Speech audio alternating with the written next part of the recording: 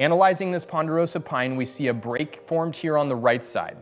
We see a break formed here between the foliar mass on the left side. And if we trace this, we start to recognize that that high point that exists in this apical region is dramatically offset to one side. Now we have our quintessential bulge, we have a slight inset, but our center mass is still pulled way back from the position of the high point of the apical region. Notice where this high point exists. We call this apical insinuation technique the dramatic offset of the high point.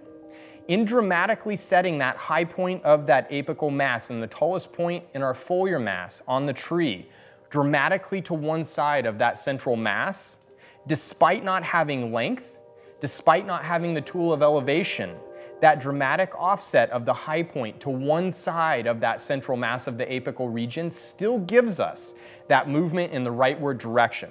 And so we see the dramatic offset as a tool that allows us, when we don't have the branching or the capacity to create the breaks, when we can't use length and we have no tools to use elevation, to utilize that final cap, that highest point of the foliar mass on that tree, offset from the center mass of that apical region to generate the direction that maintains consistency with the trunk defining branch and design feel that we're hoping to create and convey to the viewer.